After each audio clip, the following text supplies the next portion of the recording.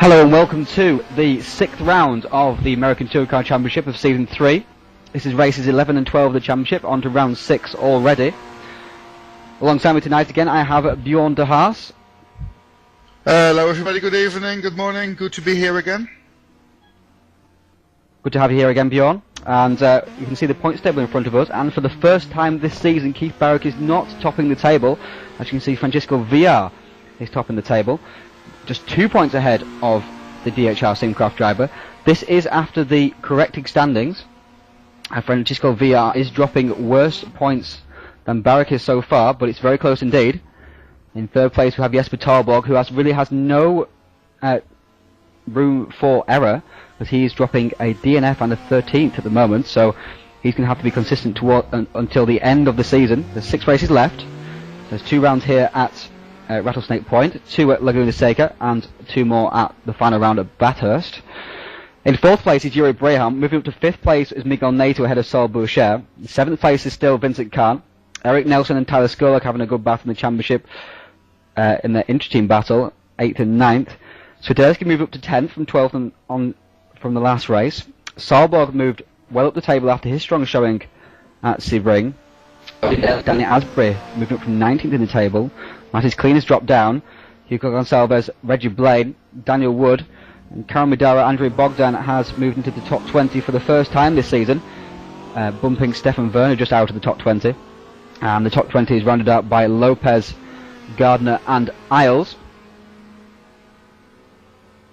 Bjorn, we have some unpredictable weather for this race at Rattlesnake Point. How do you see the form at the moment? To be honest, there's nothing we can say yet. It can be raining, it can be dry, it can be dry rain. I think we can expect some showers, we can expect a bit of sunshine. I think it's going to be really challenging, the weather. It's going to be really, you need your tactics right this race. Absolutely. The track is a little bit damp at the moment. It's just drizzling with fine rain. And as you can see, the top 3 contenders in the championship on the top 3 positions in practice. I mean, Keith has had a very consistent season so far, hasn't he, Bjorn, with 9 top 5s out of his 10 races, but it's the wins that Francisco Villar just keeps on racking up that is keeping him ahead of Barrick. Yeah, Barrick has won just 1 race this season, despite those 9 top 5s, whereas Villar has finished on the top step of the podium 4 times, and has had 8 podiums. Every time he's gone to the podium, he has finished in first position. Of course, he's been the second race master generally, but he did win the first race at Sebring this time around, with the second race win going to Darius Swiderski.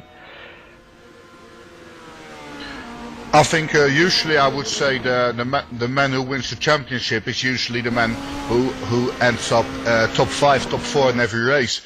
But Francisco does it the other way around. He just makes sure he wins every race, and that's pretty awesome, I would say. Yeah, I mean he's had every road course so far. He's had a win at that event, so that's obviously showing his very strong pace, especially in the race 2, because he can rely on the rear-wheel drive of the BMW off the start, and that helps him along. And of course, that BMW is very strong on the straight, so it's quite difficult to actually pass once he's out ahead. And once he is out ahead, VR, he just seems to be impregnable. He's metronomic, can't get past him. Yeah, seems to just pull away from the pack. Really quick driver. Very quick indeed. As we're watching Keith Barrick now, he's in the Peugeot 407 for this race, as usual. Jesper Tarborg is on the fast lap at the moment. Let's check up with him. He is just going around the back of the circuit now, the technical sections around the fountain.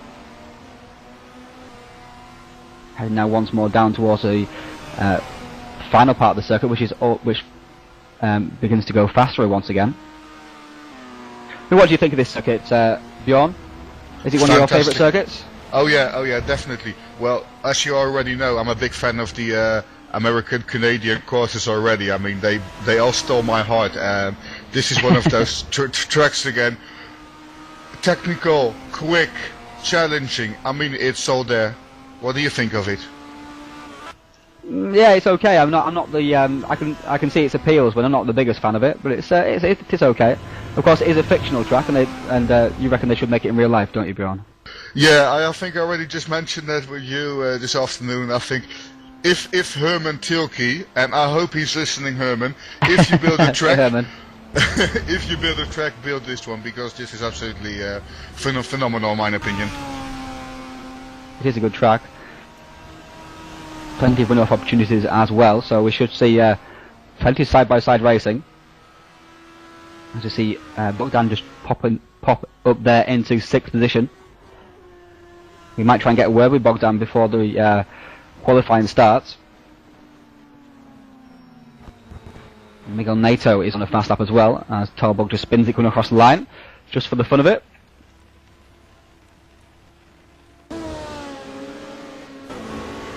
There is Miguel Nato. He's the teammate to Francisco Villar, of course, throughout this season. Nato has shown good pace, hasn't he, Bjorn? But he's been very inconsistent, involved in plenty of tangles. Yeah, a lot of tangles. I mean, he has traded some pain during this season quite a lot, and I hope he can stay out of trouble and just set a good race result without hitting anybody, you know. Yeah, he's got himself in plenty of scrapes. He has taken one win. That was at Watkins Glen. He just needs to add a bit of consistency to that.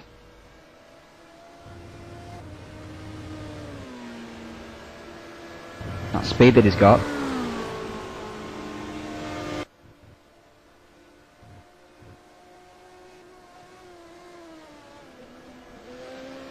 So we have 6 minutes until qualifying, which is Super qualifying once again, of course. The weather seems to have dried out a little bit. So it's we had a light drizzle and now it's dried out, so seeing what people can do. The weather at this track can be quite unpredictable, so it's a very big track as well. So we'll see what it has to offer through qualifying and the race.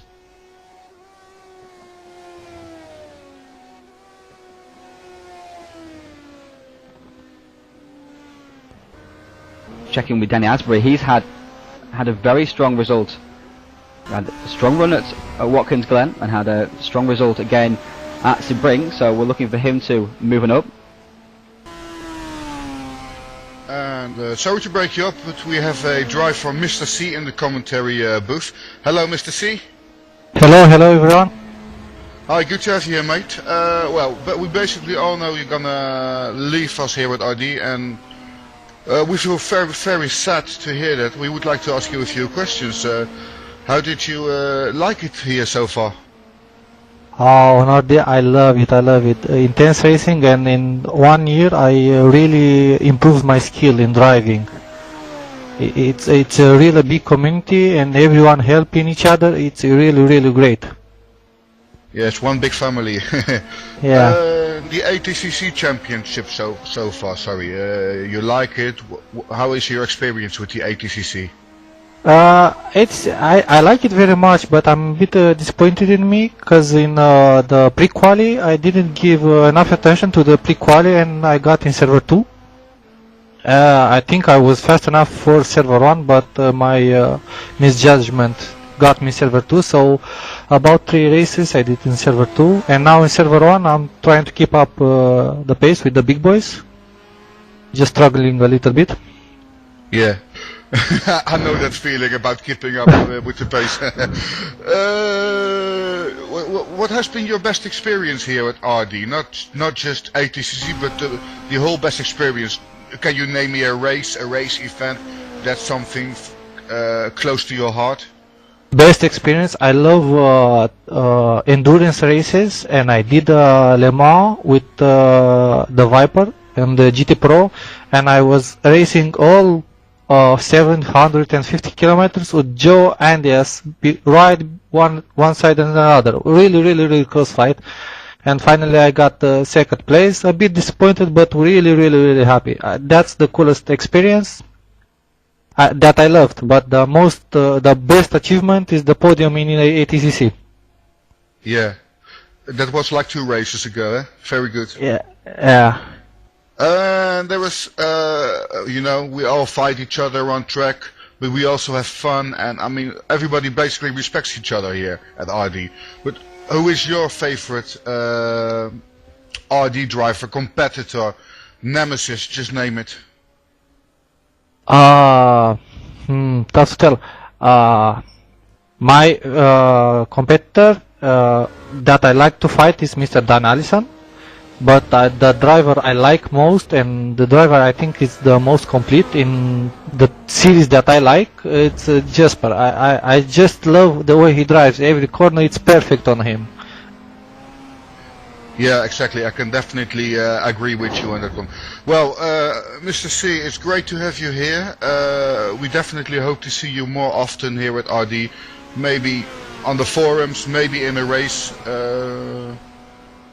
I will always be here, even though I will take a little break.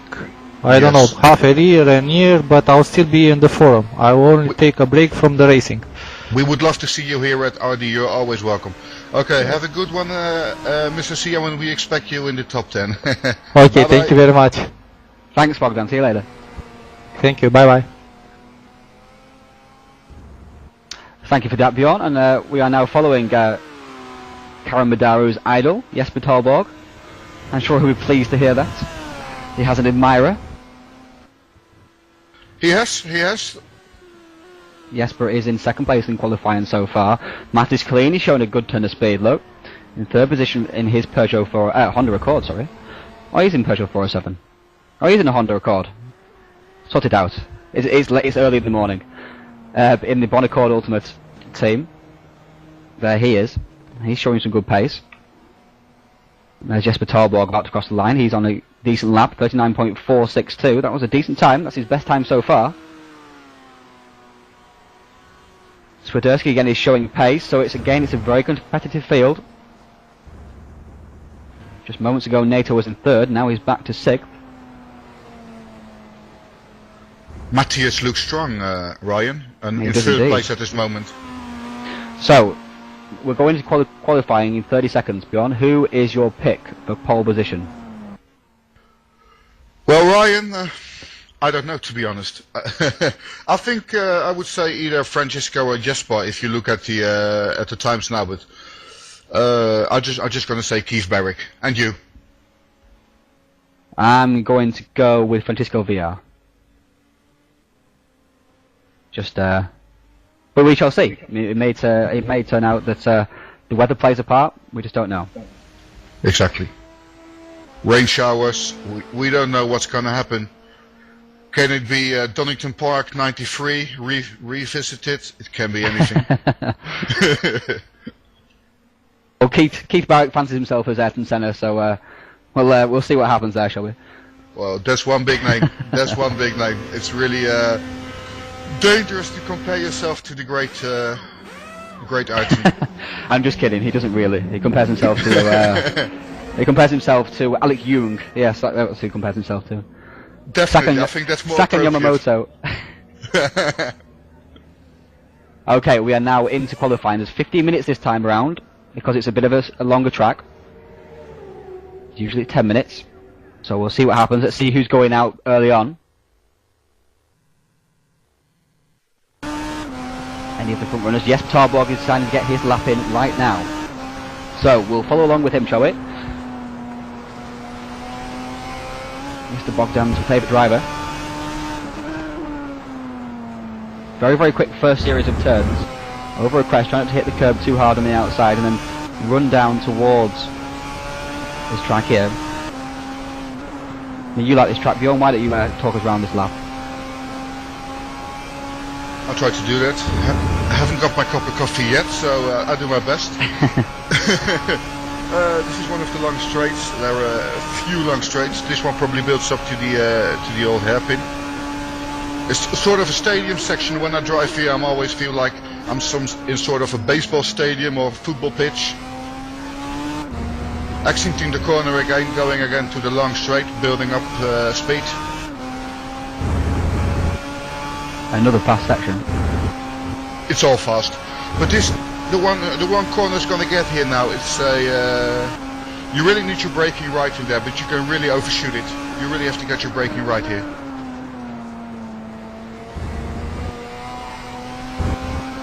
Exiting the corner again, going to a slower bit of the track. Left-hander here, another left-hander. Usually second gear, third gear coming out. Another small straight, building up to a corner again, that goes right. Small straight? Yeah, well, compared to the other straights, it's pretty true. small, Ryan. Again, a right-hander. Yeah, I've seen it inside here. Yeah, I've seen at that corner you can very easily roll it. I've seen a few there. You put the inside curve a bit too hard. I did it myself a few times indeed. 2 slow left-handers, second gear, third gear getting out.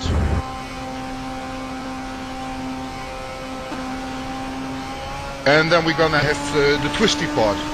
Left-hander, right-handers, and the last left-hander is a real tricky one. You can easily go really wide with this one. You can, yeah, you can go flat out through there, but if you get the lines wrong, you're in the grass in all kinds of trouble. Yeah, you need to line good as well. The braking point here you need good as well, because after this there is a long straight, so you really need this corner done properly. Absolutely, so as Bjorn says, you just keep the speed up all around the lap, and Jesper is about to start his lap as he crosses the start finish line and starts the clock. In down towards turn 1, which is a very, very fast left-hander. Tries not to hit the curb too hard on the outside, runs it out wide, gets it into the uphill braking zone for this bit here. Clips the curve on the inside, that's beautiful. Clips the curve on the outside, now heads down towards these 2 right-handers. Keep the car to the inside, nice and straight so we can get the nicest run out of this corner, up the hill. Making sure that the gears are nicely done for that hill, otherwise you lose lots of time dragging up there along the straight. As we were saying, it feels like a baseball stadium, flying down here. Into the hairpin, braking very hard indeed from 150 miles an hour. Down to around about 70 k's. And then shoot it back out again, another flat out section. It sweeps along. Now heading down towards the most technical section of the track. As Bjorn was saying, this is around the fountain area, braking for this right-hander. Get it turned in and around, and then into the 2 long left-handers. Very, very easy to run wide on the second bit here. Missed the apex. It looks like Jesper did that a little bit actually. And as he heads now down towards the final part of the circuit, this is the final sector.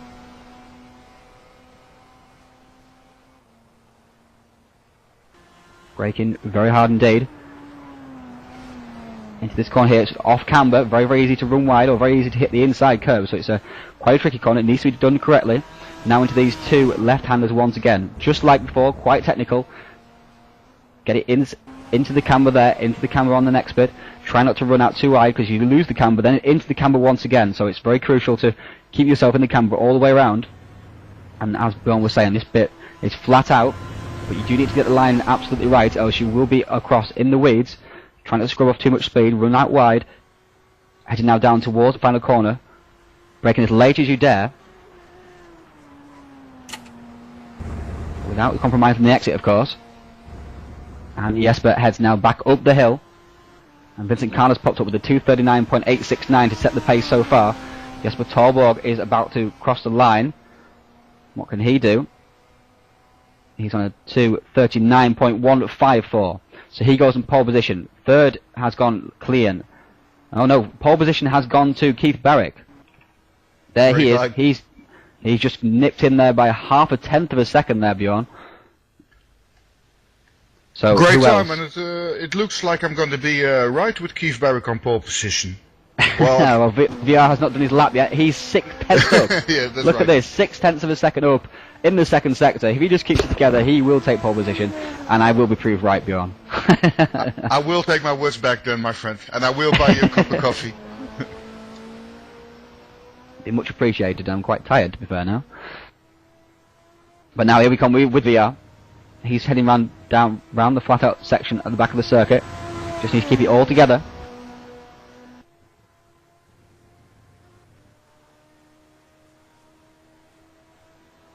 And Gonçalves comes up there in 6th position. That's a good effort there from him. So we've got Barrick and Torborg, but VR looks like he's going to take pole position. We're going to make it a 1, 2, 3 for the championship contenders at the top of the grid. Yuri Braham pops up in 5th. That's a good lap time. He's in 4th in the championship. He's still in the hunt, but there goes for VR. 3/10 in the end, so he takes provisional pole position at the moment. Ethan Bass has joined us in the race, as we're missing one of the drivers. Not quite sure who that is, but Ethan's moved up from Server 2 for this race. I think we miss Michael van Scheppinger. Yeah, I'm pretty confident we miss Michael van Scheppinger. Michael, of course, unable to race here today then. Missed last race as well.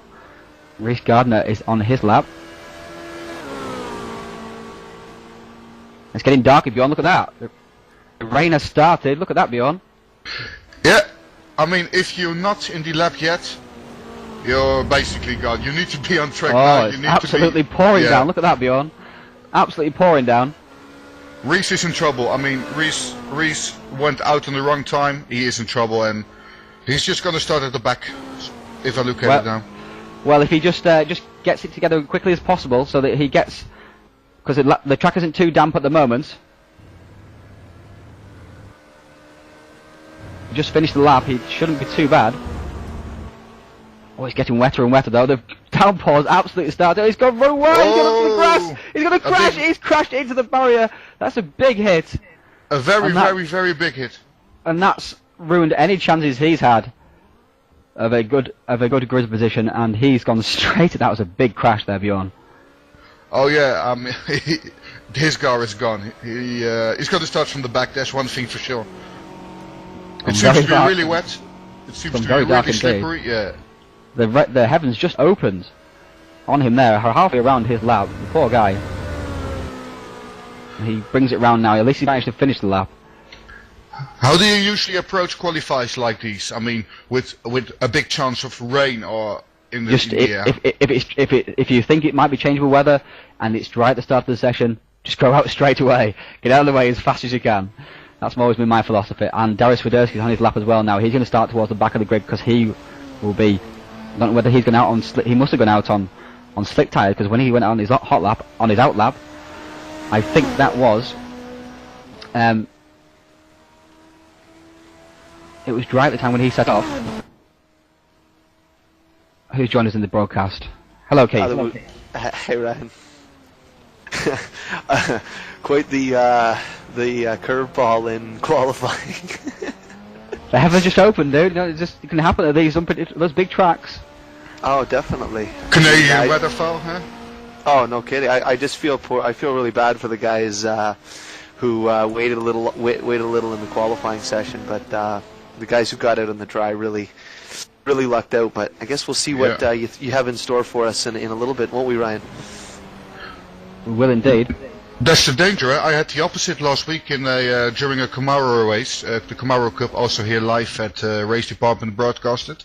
I had the same with quali. It started off really wet and everybody just stayed inside until the last 4 or 5 minutes, and just bang, everybody hit the track to do the qualify lap. So that was the other way around than here. Well, you've got to say that if you think that whether it will be changeable at all and it's dry at the start of the session, just go out as soon as possible. Absolutely. I was just saying. I just wanted to come and thank you for the curveball. No, well, I'll get back to the race booth and hear what all the drivers are saying, including Eric and Reese and Darius. Poor guys. Tell Reese that we did get his crash live, by the way. Okay, I'll let him know. Thanks, guys. See you later, Keith. There is Keith there. He's on second on the grid at the moment. And second in the championship. The grid actually reflects the championship at the moment with the top 3. And if you look at 4th place, the last 3 events, then Danny Asbury has had a upwards line, and once again he's in 4th place. Absolutely. He's shown real pace.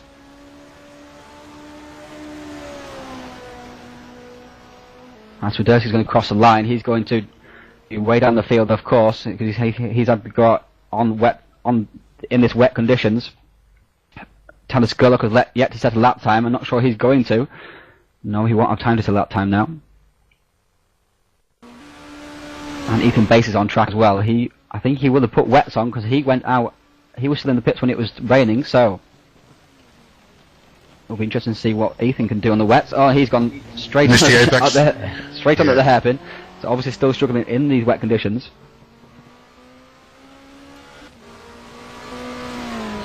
But I think, to be fair, if you have slicks or wet weather tires, wet weather tires, you're going to be slow anyway. You're going to be like 10 seconds off the pace anyway, depending tires. Well, I think Swiderski was on slick tyres for that run, and he was 12 seconds off the pace. So I would guess you could take off perhaps 5 seconds if you run well on the wet tyres. So, but it just rained halfway through Reece Gardner's lap. The poor guy just timed his run just a minute too late, and obviously paid the penalty for it. That's one thing we don't know. Those are the brakes. Yeah. We are not the Formula 1 teams with 10-man employees working on the weather. And Ethan gets it all wrong into the final sector. Well, exactly, and even with the Formula 1 teams, they still get the weather wrong, so very difficult indeed for these guys. We'll see what the races have to offer, and Ethan's off again. He's just going to have to struggle around this lap, getting himself on the grid. But with 1 minute to go in qualifying, the grid has been set with Via on pole, so many congratulations to him. He followed up his pole position from Sebring. Barrican is in second. Jesper Torborg is in third. Dan Asbury is in fourth as Ethan Bass slides off the track once again. Obviously not liking these conditions. Oh, hits the very hard as well. And NATO is in fifth. Yuri Braham is in fourth in the championship and needs good result to catch up to the top three. It is in sixth. Vincent Khan seventh. Hugo Gonçalves is in eighth. That's an excellent lap time there from him, Bjorn. Yep. Hugo is there as well with the other Portuguese driver, so looking forward to see him in the race at the front, just to fight, have some good fights with the rest of the guys. Absolutely, and Matthias Klein is in ninth. He showed good pace in practice, so we'll look out for him during the race. As Ethan Bass crosses the line and is in 24th position on the grid. Saul Boucher is in 11th. In 12th place is Emil Sorborg for Worth of Blue Racing in his Peugeot. 13th is Robert Alls. He's the best of the TAR guys, with his teammate Daniel Wood in 15th. Pedro Amaral is filling in between them in 14th, with Stefan Werner for TrackDevil.com Racing in 16th position. He's actually the best of the Track Devil drivers because he was the only one of their team not to get caught out by the weather.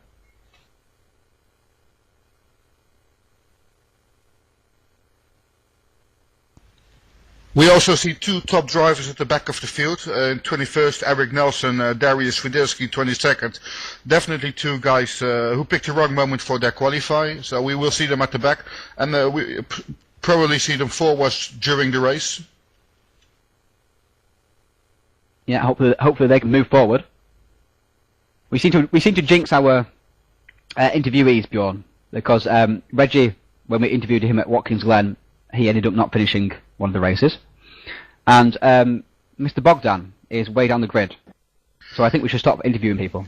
I think we are, yeah. We are a jinx. I think we are pretty dangerous. I think we overwhelm them. When we interview them, we overwhelm them. That's probably it.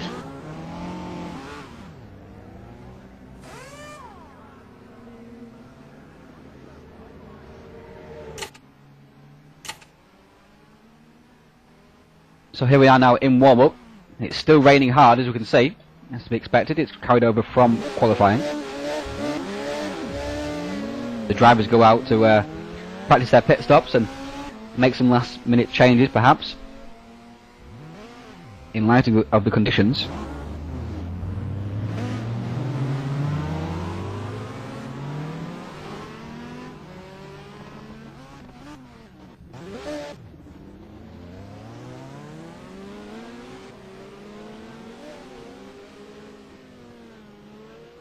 As we release through the grid and the teams. Bit of lightning there as well.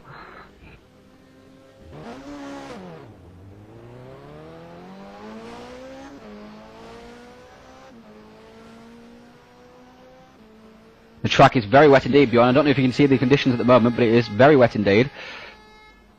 Well, I can see the conditions from a little distance. I'm just sitting here behind my coffee in the commentary box with a big window, so I can see it outside.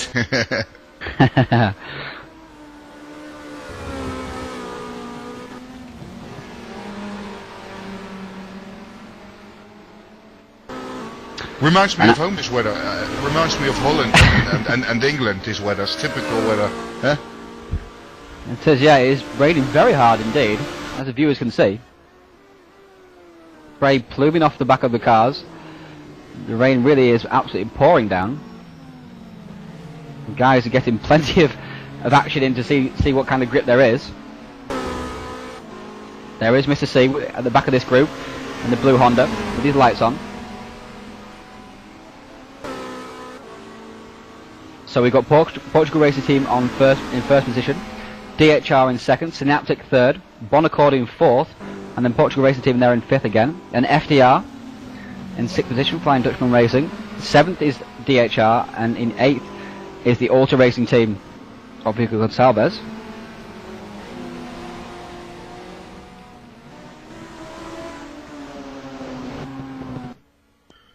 We see Ethan Bass in Server 1. What are you expecting from Ethan, Ryan?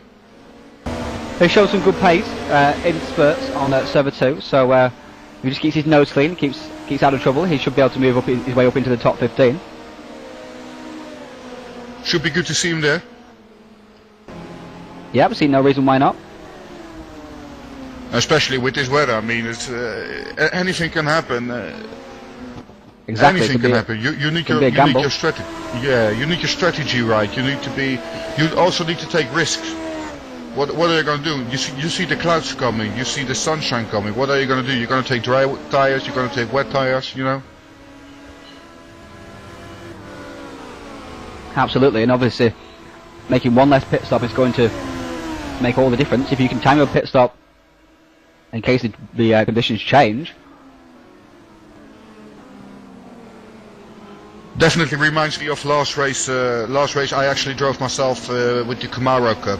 Rain, dry, rain, dry. It was typical same conditions, and basically every driver there was just, what am I going to do? Which tactics? Which strategy? A lot of thinking, a lot of calculating, a lot of pre-race preparations.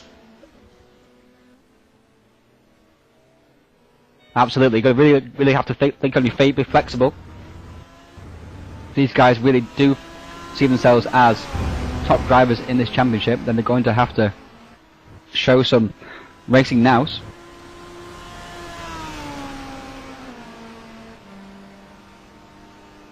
And of course it all can come down to quite a bit of luck as well.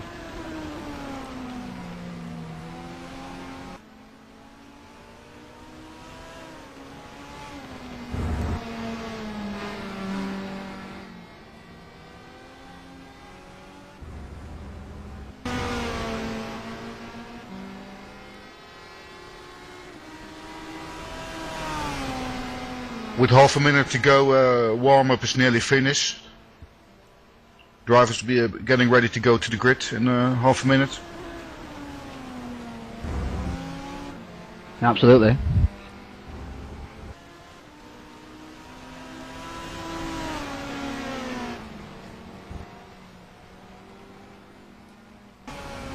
So, predictions for the race there, Bjorn? I was just going to ask you the same question. What, what will we see in turn 1? Predictions of the first race.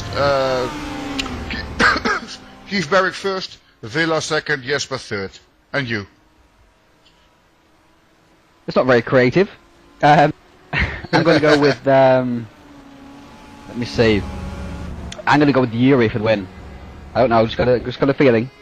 Well, Yuri, my teammate, that should be nice. I really hope he can show some quality racing here. Yeah. Why did you pick your teammate? You got no faith in your teammate? I need to be, as a commentator, I need to be Fair enough. I'm not showing too much respect to my team. I should be neutral. As you can see, it's still raining hard.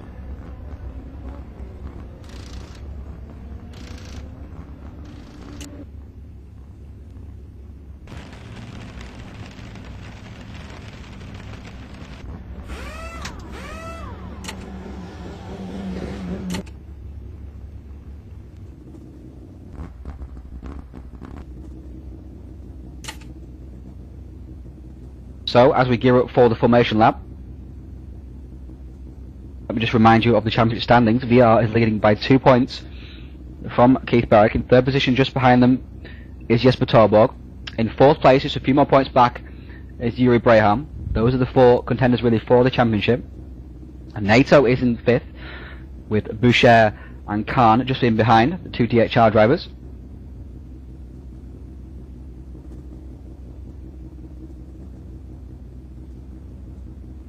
Really, realistically, between the 3 at the top of the grid for this race, for the championship, if Yuri does well, as I predicted him to do so, then hopefully he can get himself back into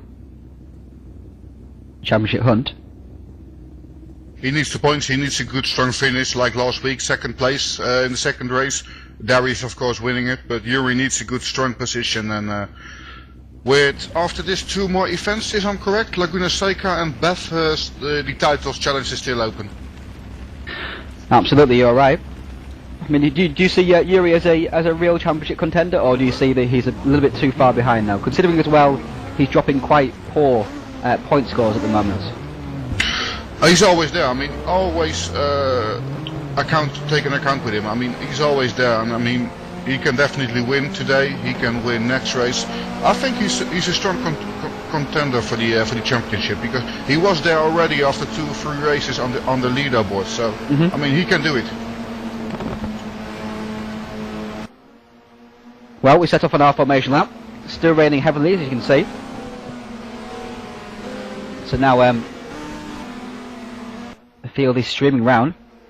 It's an excellent sight. All these skins, all these drivers. 25 in all.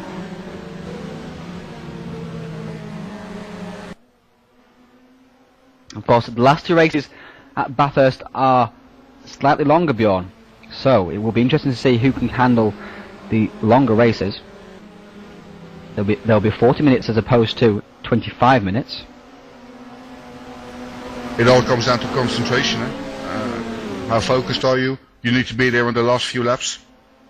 Absolutely. I'm going to have tyre wear as well and balance. Of course, Bathurst is not a challenge to be taken lightly. Yeah, I know you did a few events there yourself with, if I'm correct, the V8 supercar. How did you experience driving on Bathurst? I did V8 supercar and World Touring Masters in season 1, and I must say I love that track. I'm not very good at it, but I really do appreciate driving it. I have on my computer. I have every Bathurst race live since 1979. So I'm a bit of a fetish there for Bathurst 1000s. Great track. I mean, it is a great track. I've included it in every single league I've done so far. So it's again in the World Touring Masters in season 2. It's the finale. It is, yeah. So, and what the finale is going to be, it deserves to be the finale as well in the racing league, in my opinion. It does, absolutely. So it's up there with the greats, you know, Le Mans, Spa, Monaco, those sorts of tracks.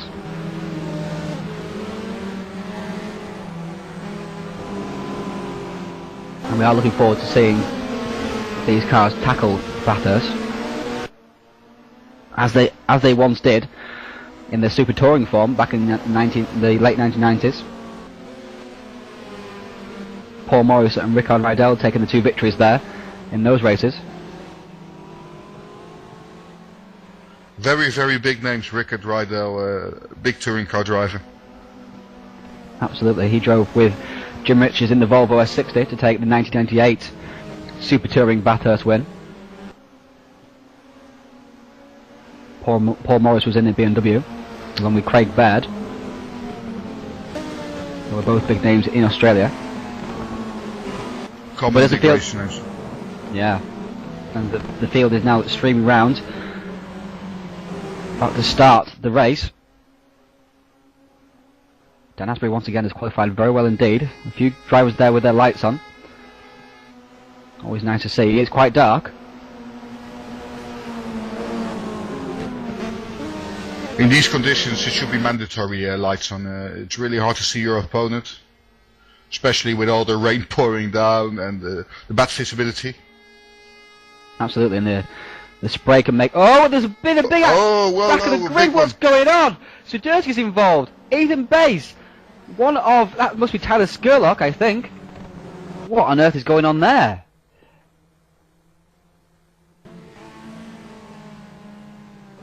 Swiderski's involved. Ethan Bass. There's Skurlock. What on earth was going on? What's going to happen now? There's another more. one. What's going on here? There is Boucher on the side of the road. Is that Boucher? It Oh must my be. god. What's going to happen now? Is it going to be a restart? Is it going to be... What's going to happen now, you think, Ryan? They just have to get on with the race. They might. They're going to get with the race. Look, Yeah, I think they they've are. already gone. Or are they going to restart? Are they going to do another formation lap? They're going to do another formation lap. So everyone reline up. But I have no idea what was going on there. Drivers all over the track. As you see, Sol Boucher in the background there, catching back up once again.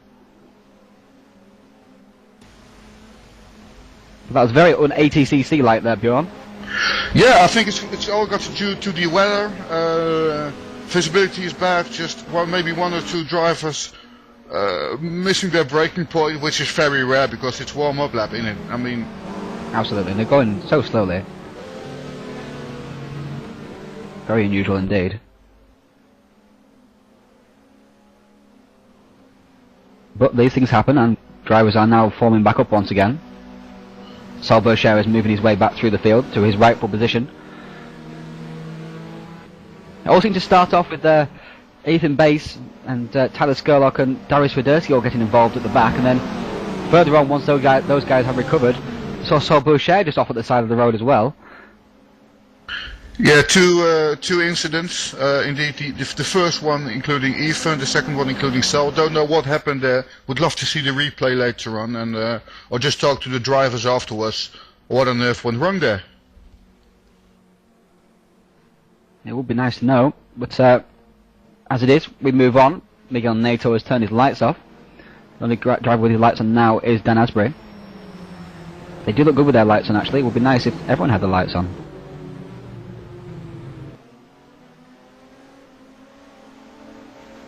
So the field streams around once more. As we check out the grid.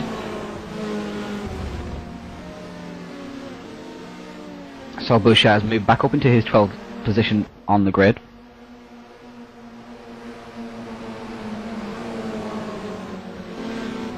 Of course, Ethan Bass, Darius Swiderski and Tyler Skurlock were at the back of the grid anyway.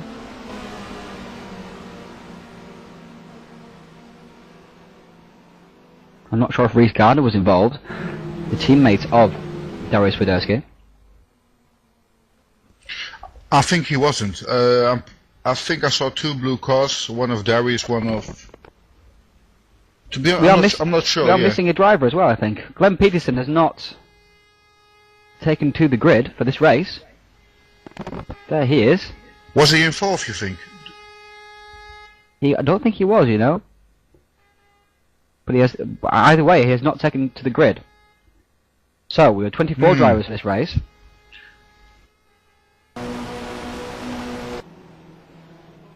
There is Francisco Villa. On pole position, leading the field round once again. Drivers getting more tension built up now. Over this lap, just want to get the race on with now. Around the final section they come. Hopefully this time we can be clean on the warm-up lap.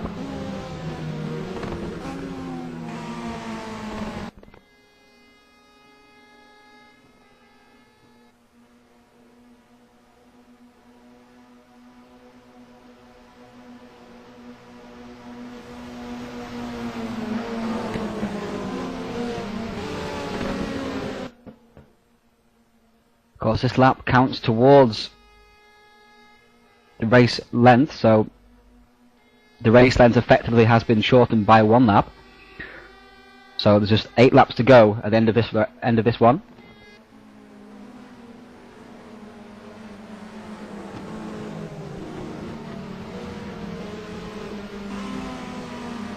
So here we are now. The field is streaming round, and there seems to be no incidents this time around. As we watch VR and Barrick side by side as they are in the championship.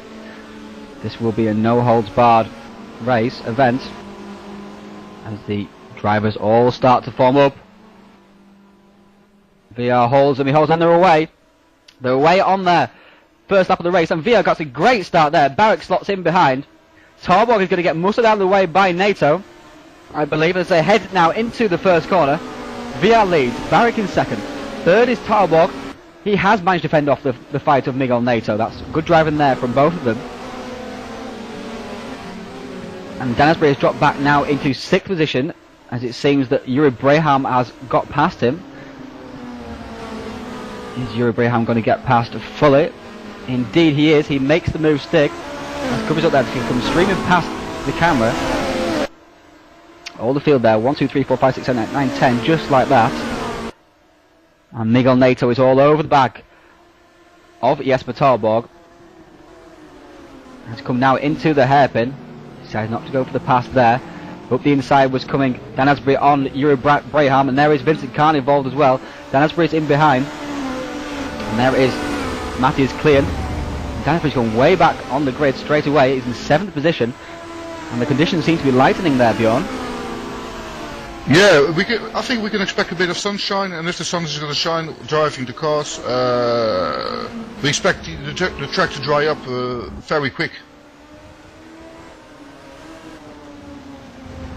Of course, we spent 8 minutes, almost 9 minutes doing formation laps, so they would have got several laps in by then, normally. So this dry spell has come earlier in the race in terms of lap times than expected.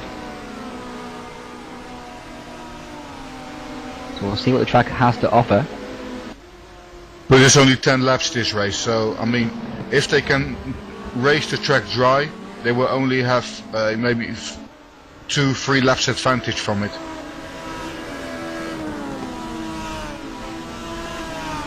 Absolutely, but it's of course it's a very long track as well, Bjorn, so even though 10 laps doesn't seem very much, it's still 2 minute 40 laps, so that's plenty of time for drivers to make up time. It is. So it's going to be crucial to make the right decision when it comes to the pit stops.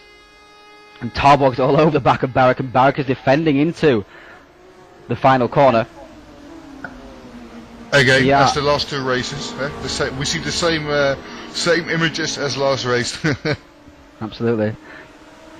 Great driving from these two. Great respect for each other, of course. Race locked together. And they are fighting very hard indeed for this championship. And VR sets the fastest lap, 2:45.040. This is basically the first lap of the race. And into the pits comes one of the Peugeots. That looked like that was Eric Nelson, I think, in the Synaptic Racing Peugeot. It was indeed. Oh no, Pedro Amaral's come to the pits as well. But there they are. Early pit stops. Do you happen to know the pit stop schedule, the pit stop window, Ryan? Amaral has missed his pits. Well, it's from now till lap 8, I think. And Amaral missed his pit stall, had to reverse back up and then forward once again. So he's cost himself lots and lots of time. Eric Nelson managed to hit his marks okay, so he's going to head out now back onto the racetrack. I wonder if he's chanced going on dries, considering the fact that he's towards the back of the grid. We are now at the front of the field once again. There is VR, followed by Barrick as they come through. The camera shows you through the railings, through the fast sweeping section. In behind is Jesper Tarborg. The track is still wet, as you can see. It's not raining anymore. The track is drying out. And these three once again proving to be the class of the field. NATO is being pursued by Yuri Braham.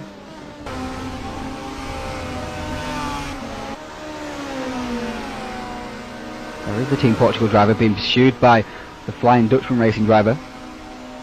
And you still see the track is very wet. Look at the spray coming up. And Yuri's pulling out to make a move. Decides against it.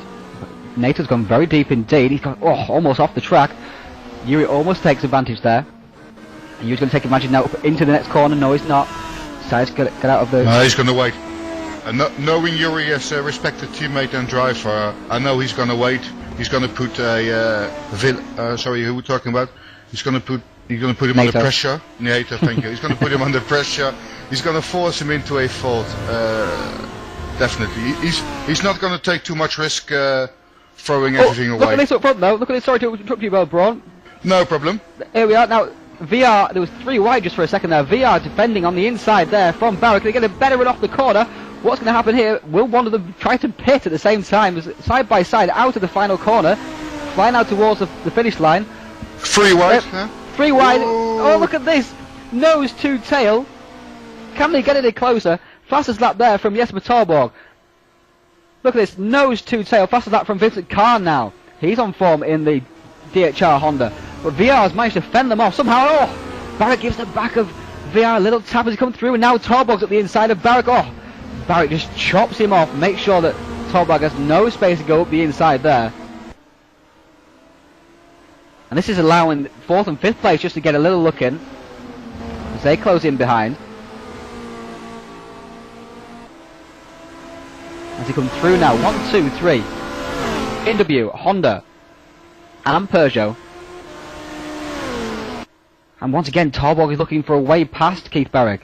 Yeah, Down into the stadium section, as you called it.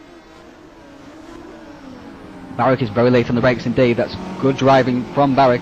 Managed to fend him off, and VR once again proving extremely difficult to get past once he's out in the lead.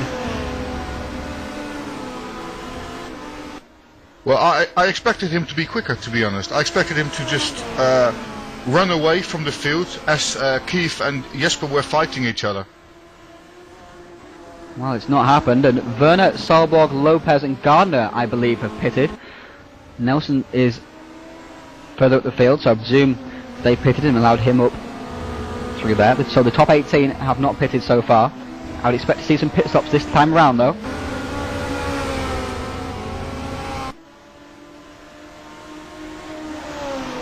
As we see, the top 3 are covered by just less than a second. NATO and Braham in behind there. There is Vincent Kahn. He's in a fairly lonely 6th place. In 7th place is Matthias Klee, and 8th Dan Asbury. 9th, as we can see, is Sol Boucher. Field is quite spread out once. Unusual to see in this championship. But the top 3 are as close as anything. As close as they've been throughout the season, to be fair, apart from KW Super Speedway. But on a road course, this is as close as the top 3 have been in the championship. And as the championship nears its climax, the 3 drivers who are in contention for the title have come together on track.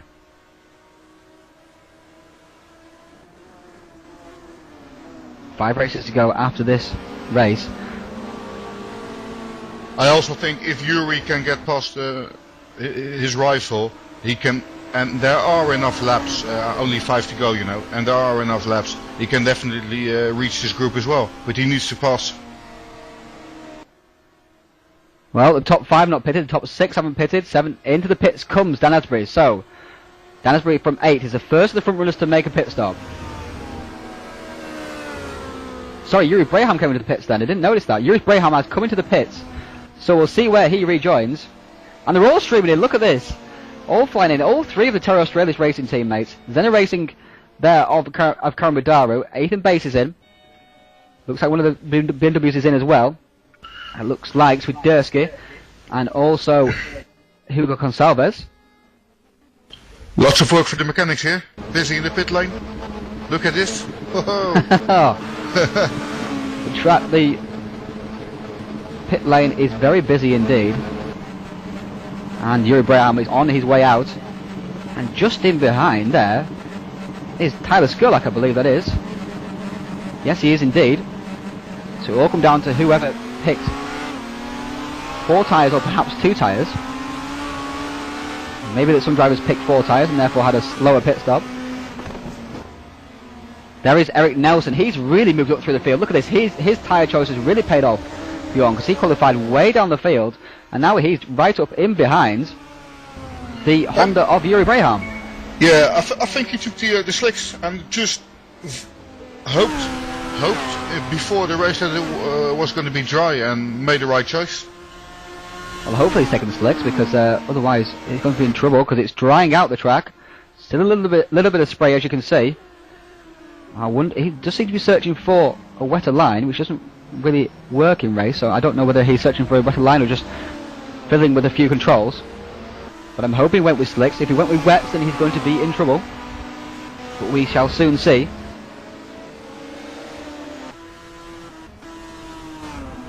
But up front we can see, there is Barrick up the inside of VR, contact is made, and they almost both go off. I don't know how they managed to both survive that one. But Barrick is trying to get past VR, and VR is so difficult to get out of the lead once he's there.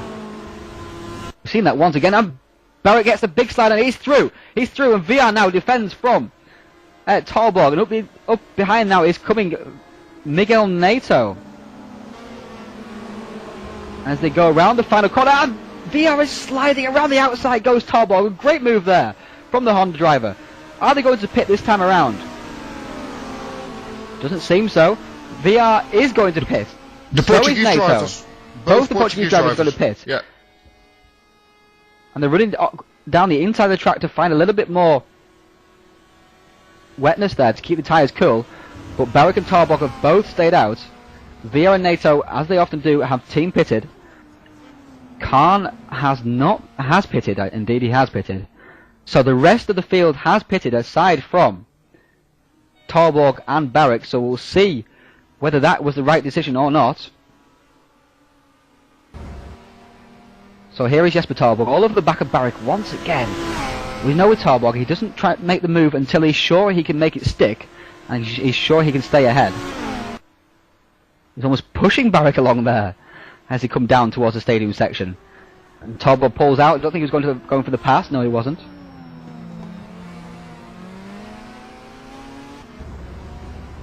But who do you think made the right call here, Bjorn? Do you think Talborg and Barrick for staying out, or do you think that Villa and Nato made the best call, picking one lap early? I think they put the Portuguese drivers because basically they put themselves out of the fight, while Jesper and Keith are battling now, which is going to cost them precious time. It's as simple as that. And the 2 Portuguese drivers, if they work together, they can get a front. But that is if they work together. As you see, Skill up there struggling off on the track. We managed to get past Nelson pretty quickly indeed, so I think perhaps Nelson is on wet tyres. We shall soon see. See, just up ahead of these, Nato and VR rejoined. Nato had a faster top though than VR, look at that. Nato joined the pits just in behind VR, but VR has joined behind, and look who's ahead of these guys. Bjorn, you'll be pleased by this, look who's there. I'm really happy, and Yuri deserves it, and I told you, he has the pace. He is there. Always consider him being there. Absolutely, and he has gained 2 spots in that pit stop, so hopefully he's made the right tyre choice as well. Seems that he has, because he's keeping pace ahead of these guys. Vincent Khan perhaps only changed 2 tyres because he is way ahead of Yuri Braham, Francisco Villa and Miguel Nato. Look at that, Bjorn. So it will be interesting. And Nato's made a mistake. He's dropped back to 7th position. Well, okay. This is what we see from Nato. He just has the pace, but just not got the consistency to make it last for a full race and get the good result that he always deserves. Or that his pace warrants, perhaps. I just got inside information that Yuri Braham might be on slicks. That's 99% confirmed. So he is then. Yeah. But Vincent Khan, he must have only changed 2 tyres. But he doesn't seem to be slowing down in any pace at all, really, does he? Because he has come out the pit stops 7 seconds quicker than the drivers VR and Braham. That's interesting indeed. We'll see what his gap is to the other drivers as he crosses the line this time around. But Jesper Tarborg and Keith Barrick have pitted, and they're coming out the pits now, and this will be very interesting to see where they come out. And Tarborg has jumped Barrick by a long way. Look at that, by a long way. There? Yeah, that's a I think something went wrong. That's a couple of seconds jump there, and Vincent Khan goes into the lead. Look at this. Vincent Khan leads, the reigning champion. Yeah. Who's had a lackluster season by his standards, and Yuri Braham up into second. Yes. And now here goes Francisco Villar, he's into fourth. Barrick's back down to fifth. Sixth position there, we can see Miguel Nato. And off the track has gone Tyler Skurlock at turn one once again. He's obviously enjoying himself out there, killing his tyres on the grass perhaps. Mattis Clean has now overtaken him, as has Eric Nelson. But Vincent Khan leads. Look at the big gap he's got. But yeah, did he already made his pit stop? Because this is sensational. He has made his pit stop. Look, there's Braham just in behind. But yeah. Vincent Khan, I think, only changed 2 tyres in his pit stop. Perhaps he started on slick tyres at the start. It'll be very interesting to see what's happened here. Oh, but Yuri Braham has taken 2 seconds out of him on the last, over the last half a lap. So I think that Vincent Khan is not on the right tyres. Yeah, but even then, after 2 more laps to go, it's going to be crucial. Yeah, 2 and a bit laps to go. Oh, he's sliding around though, of course. But Yuri is going to gain on him hand over fist, because those tyres will go off very, very quickly indeed. Once they go, they go. And the grip just goes away quicker and quicker and quicker. And here we are now with Yuri Braham. The pursuing pack, and it's sideways through that corner there. And Tarborg is in behind. Francisco Villar is in 4th position. Keith Barrick there is a little bit off the back of this group. But Tarborg is fighting for a way past Braham. Of course, he will have 2 laps fresher tyres, and 2 laps around here is a long, long way. Where VR will have 1 lap fresher tyres than Braham. So this will be a very interesting battle to the finish. But if they squabble, if they fight for position, if they slow themselves up, Vincent Khan will be laughing all the way to the checkered flag. They need to work together to make sure that they catch the Honda of Vincent Khan. And off wide goes Yuri Braham, and through goes Tarborg. And is Villar going to follow through as well? No, not quite. But Tarborg is off and away. Yep. Tarborg is off and away, and frankly, Tarborg has been... Oh! And off has gone! Vincent Khan! There he goes, he has spun it! Finally those tyres are giving way, and he has spun it on the fast section. As Nato comes through as well, who's going to pass him as well? Is Nels going to pass him? Nels going to pass him. Clear's going to pass him. He's back down to 8th position. That's disastrous there for Khan. He just needed to keep it on the track, but obviously those tyres will find it too much of a struggle through the fast sections. Perhaps the back end lost throughout there, and then put a wheel on the grass, and then it's gone. And VR is all over the back of Braham as Tarborg is making a run for it. And VR on the inside of the first corner, can't do it there. Yuri Braham throw away the win, that's one thing for sure, as well as Vincent. Absolutely, although he may not have been able to keep Tarborg behind him for the rest of the 2.5 laps, because Tarborg was all over him with 2 laps fresher tyres again as well, of course. But the top 4 contenders for the championship are in the top 4 positions, Bjorn. This is excellent stuff. Quality racing, fights going on, quality. Even throughout all these changeable conditions, even throughout this has been... Sorry, these drivers have managed to pull themselves through that. This is why they are championship contenders, because they've managed to keep the head on their shoulders, make the right decisions at the right times. But at a stage like this, Yuri Braham is going to be back in the championship contending. I mean, he's still there. 2nd place last race, 2nd place now, as long as he keeps it on track. Absolutely, but he needs to stay in that 2nd place. If he drops to 3rd, he drops more ground to VR, even drops to 4th. 4th is a good result, but he'll drop ground to Tarborg, VR and Barrick if he finishes in 4th, so he needs to stay there. As we can see, in behind there, Vincent Khan, even though his tyres perhaps have gone, he is not giving way to Dan Asbury. As we can see, Eric Nelson has done a metronomic shoot up through the field from his qualifying position of 21st in the grid he was, Bjorn, up to 7th position. I think that makes him the driver of the race so far. Great performance indeed. Great performance. But I wonder, his tires, they seem to be gone. He seems to be driving on the rim. Well, he's staying ahead in 7th position, so he's done very well indeed, of course.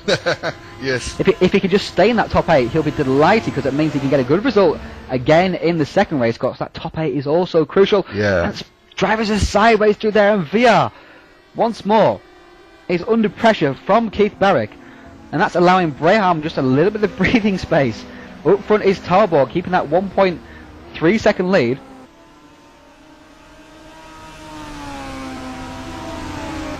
As they come now onto the final lap. I wonder what tyres Braham went onto. He must have gone onto slick tyres, because he's showing good pace here. VR is drafting alongside it. NATO sets the fastest lap as VR almost goes to the inside. Into turn 1 of Braham, goes wide up the inside. Comes VR. They make contact. And Barrett makes contact with the back of VR as well. And VR is back down to 3rd. Where is Yuri Braham? Where is NATO? NATO is there. Through comes NATO. Through goes Barrett into 2nd position. And Yuri Braham rejoins from 5th. He's fighting off now the challenge of Mattis Clean. Up the inside goes Mattis Clean. Yuri Braham is down to 6th. So in 4th is Francisco VR. 3rd is Miguel NATO. 2nd Keith Barrick. Jesper Tarborg there is cruising home to the win. He'll be laughing.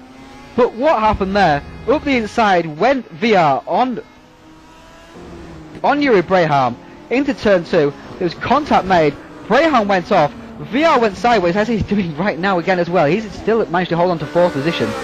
And Barrick touched the back of VR as a result of that contact with Braham. That's all played out well for Barrick indeed, as VR drops from 3rd to 4th. I wonder if team orders will come into play here. I wonder if NATO will hand the position back to VR in terms of in light of the championship positions. But Keith Barrick is going to come home in 2nd position after being in 4th and way down the way. Oh! Ooh. But look at the gap. 4.5 seconds behind Jesper. Jesper is showing a quality drive today.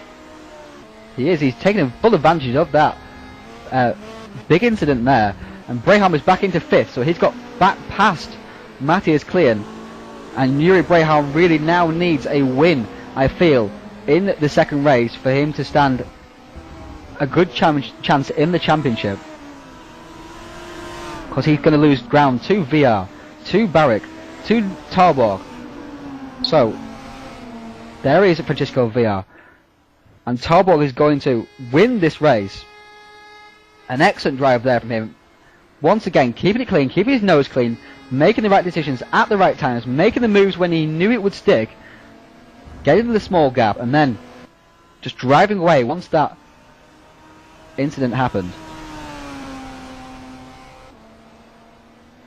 And Jesper Tarborg comes now across the line. He flashes his lights. Very pleased indeed with that. Jesper Tarborg takes the win.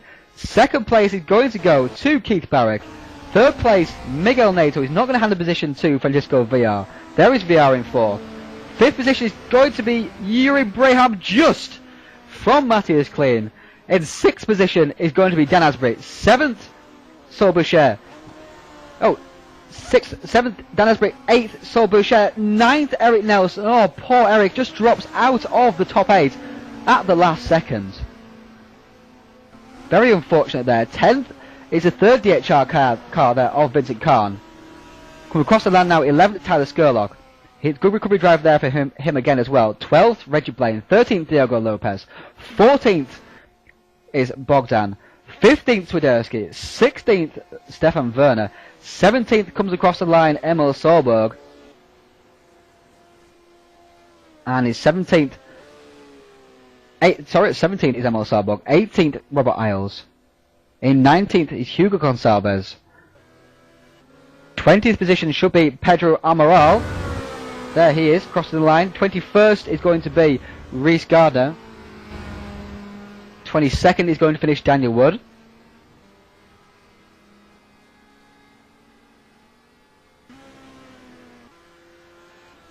And coming across the line now in 23rd is going to be Paul Wood in a very battered indeed Terra Australis Racing Seat Toledo. So he's going to cross the line now in 23rd position. Still to come round is Ethan Bates in 24th. He's perhaps found the pace a little bit too hot here in server 1. Flies it around the final corners. And he's disappeared into the gravel as well. Oh dear.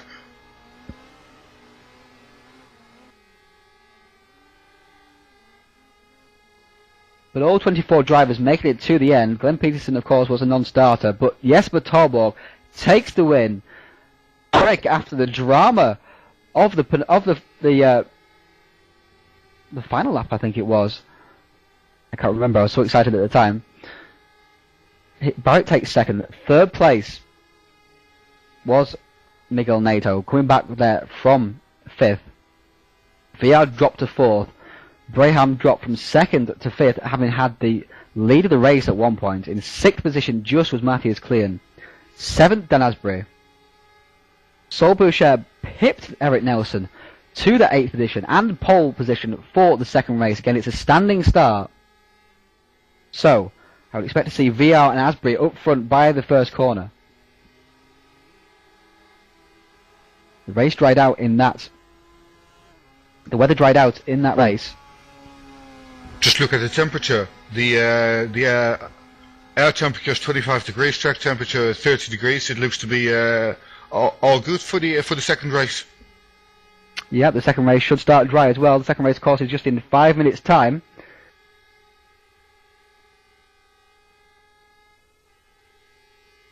But some good recoveries there from Eric Nelson in particular. Tyler Skurlock as well. He didn't even set a lap time. So he started 24th, he made up 13 positions. Eric Nelson started 21st and made up 12 positions. So unfortunate not to get that 8th position and get the pole for the second race. But as it is, it's Sol Boucher who does so.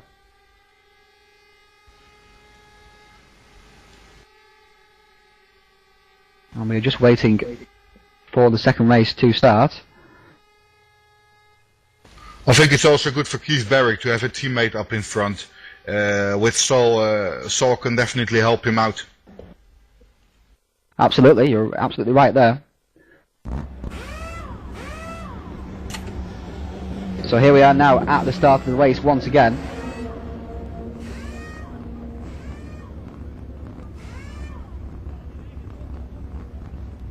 Of course, this is a standing start. And the track is dry, I can report.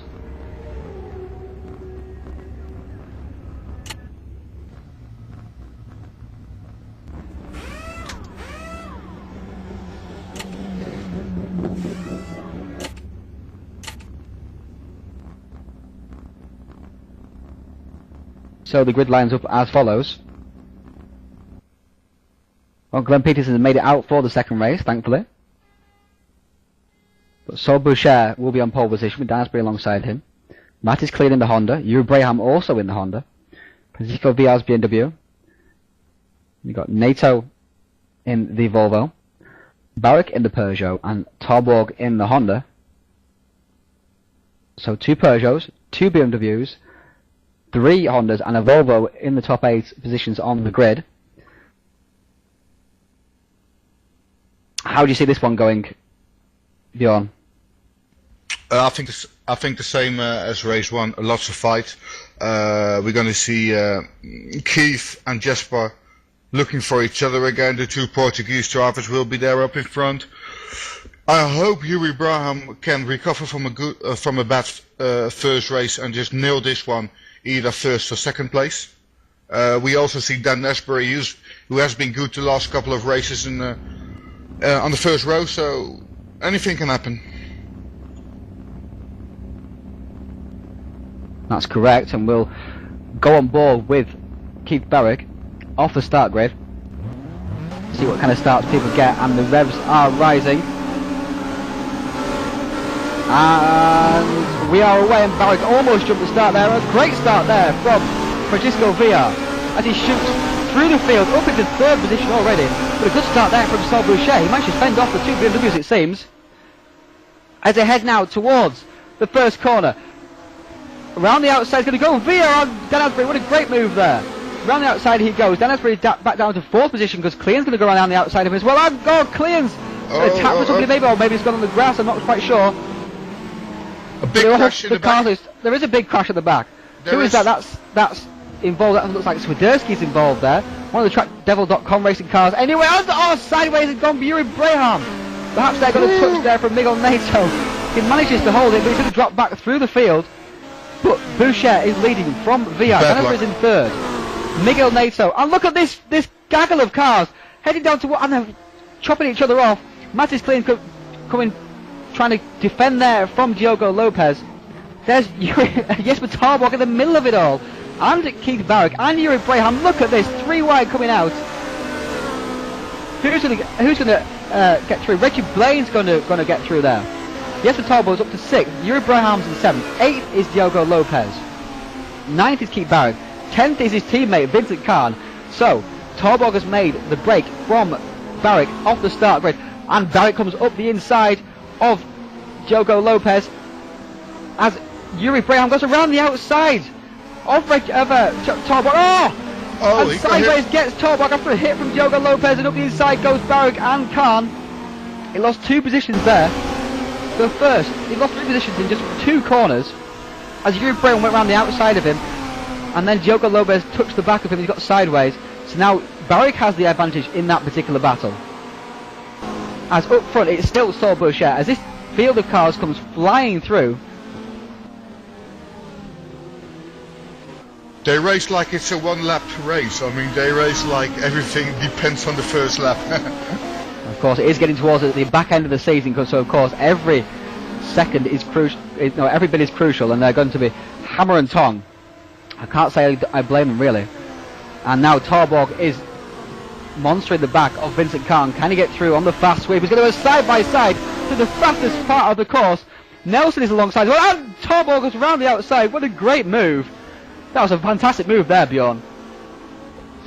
Really, really dangerous move. And on the inside of Tarbog, he takes 2 people. No, he doesn't. He gets pushed out wide. Oh, big contact, and he spins in front of the pack, and all going to hit him. Oh, that's unfortunate there. Daniel Wood hits him. And there is Tarbog off at the side of the track. He tried to go up the inside of two drivers. Perhaps a little bit ambitious. Got tapped by a couple more drivers and then span in front of the pack. But as they cross the line, VR has taken the lead. VR has taken the lead from Saul Boucher. There he is. So VR again is out front in race 2. In 3rd position is Dan Asbury, but Saul Boucher will not be happy with that. He wants to help his teammate Keith Barrick get back towards the front of this field. He wants to win the race himself, of course. Now, as we see, Dan Asbury is being hotly pursued by Miguel Nato. In 5th position is Yuri Braham. He's under big attack here from Yuri. In 5th position, Reggie Blaine. Sorry, he's under big attack from Yuri Braham. 7th is Keith Barrick. 8th is Jesper Tarbog. So Jesper is back up with his main rival for the championship. But VR is out front, and these drivers, as Braham monsters the curbs there. It's important for them to just get past Reggie, because what we see now is definitely usually called in Formula 1 the Trulli train, but here it's going to be the Reggie train. That's true. It's usually called the Callan train in on race department. As Tarbog and Yuri Braham are both passed. Calm myself down. Tarbog and Keith Barrick have both passed Yuri Braham out of that hairpin. So these 3 are losing big ground, however, to Francisco VR, who's leading the race so far. Even if they get past Reggie Blaine, they've still got another 2.5 seconds to make up on Dan Asbury and Miguel Nato. An incident-packed race so far, but it seems everyone's got through fairly unscathed, it seems. Everybody's kind of in positions that they were. There's been no disastrous incidents, apart from Emil Tarbog, of course. But in the top runners, there's been no disastrous crashes. As Nato's got past Dan Asbury. Yeah, and Yuri Braham dropped back to 8th place. He has, yeah. Barrick and Tarbog got past him out of the hairpin there. as he tried to make a move on Reggie. And Braham has lost quite a bit of ground as well. Yeah, indeed, that's why. But NATO's got past Dan Asbury. I think Dan made a small mistake around the second technical section of the track. We're on to lap 2, coming on to lap 3 very shortly.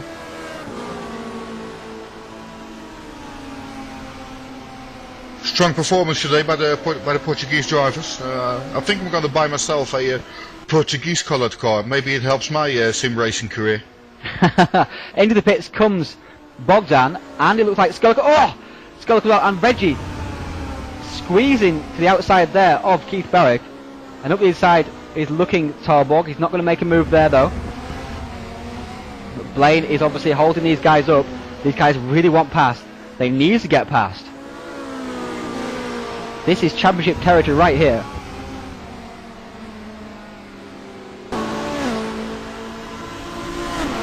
Weather seems to dry for the moment as well, Bjorn.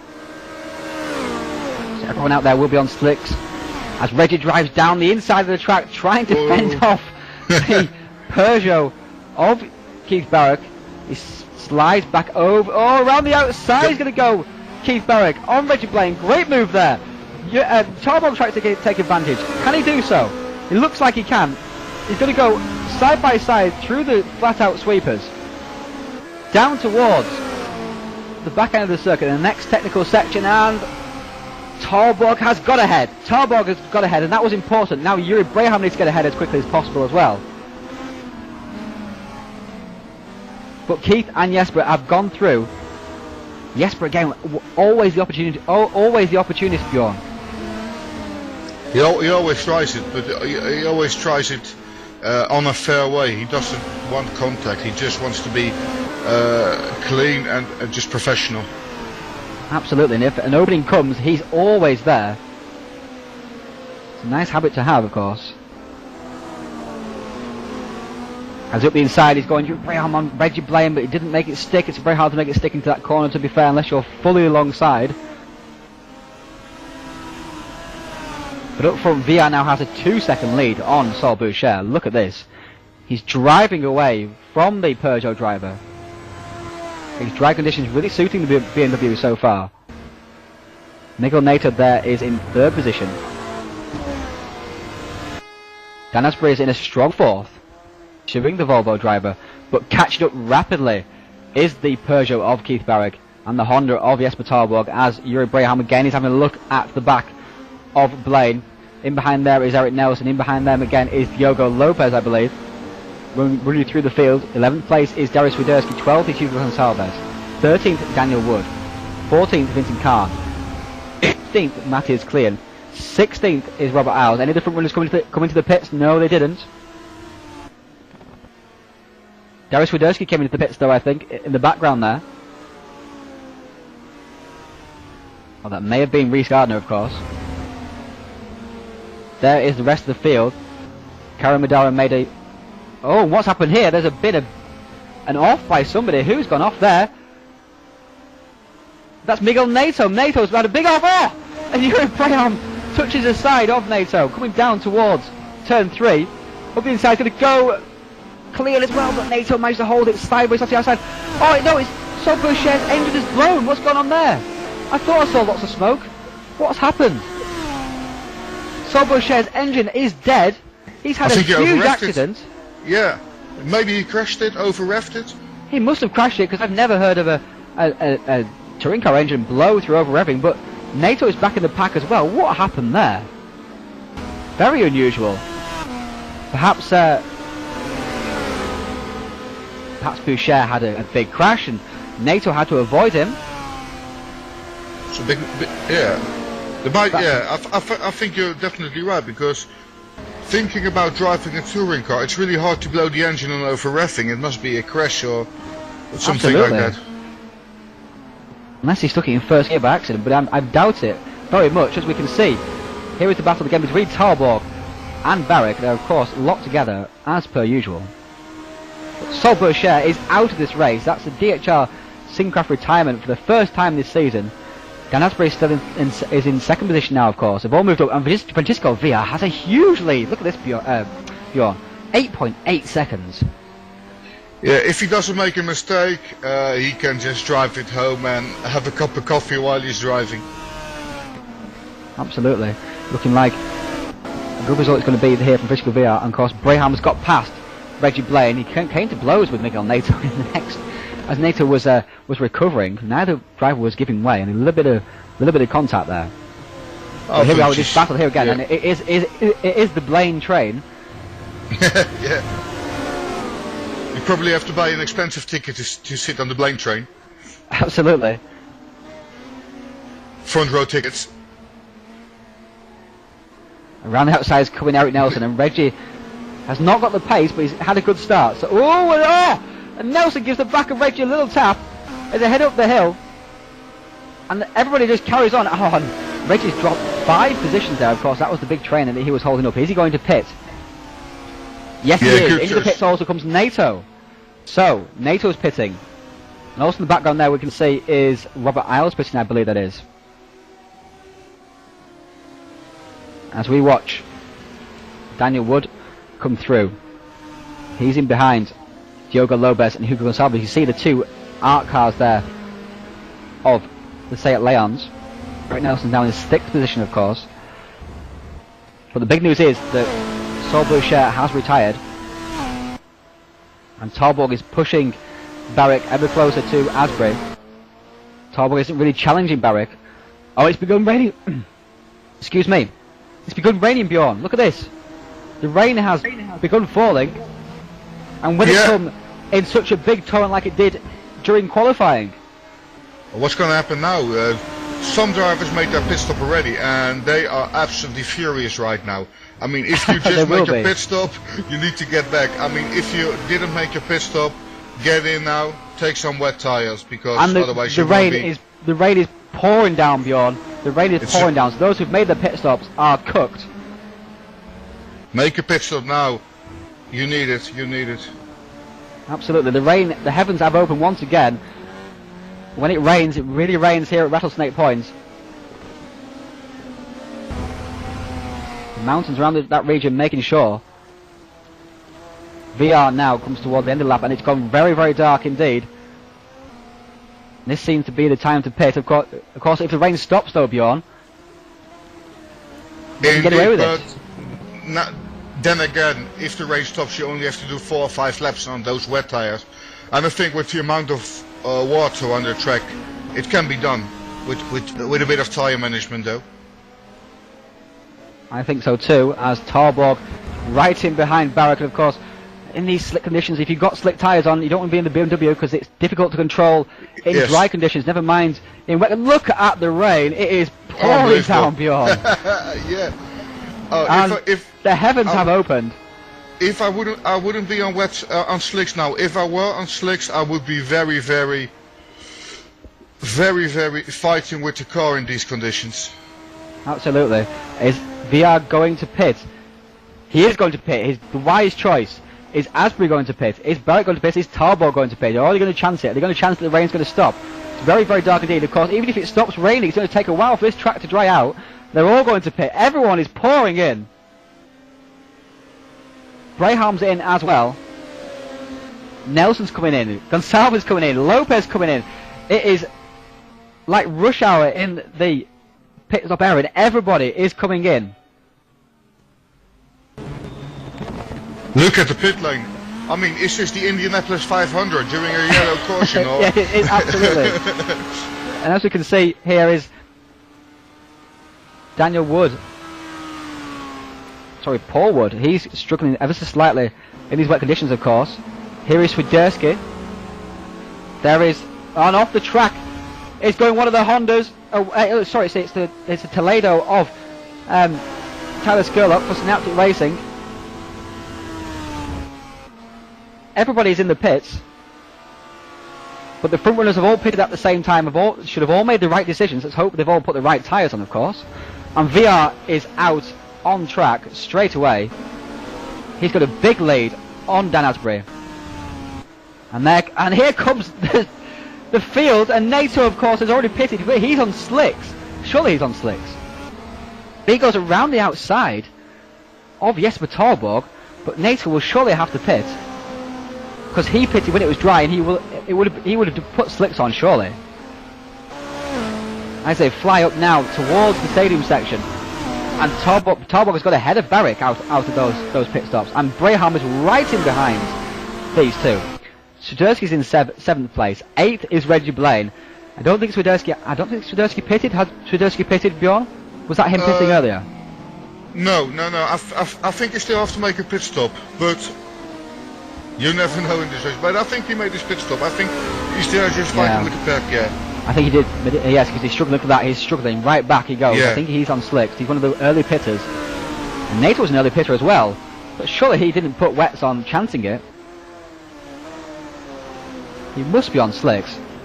And if so, Tarbog will be passed very shortly indeed. But Nato is making sure that he can't get past. Meanwhile, Dan Asprey has a 2-second lead in this gap. Sorry, go ahead. Yeah. Look, I was just telling. Look at Dan Asprey. He's there again. Is he going to get his second podium of this year's campaign? Absolutely, of course. He finished in 2nd place in the first race.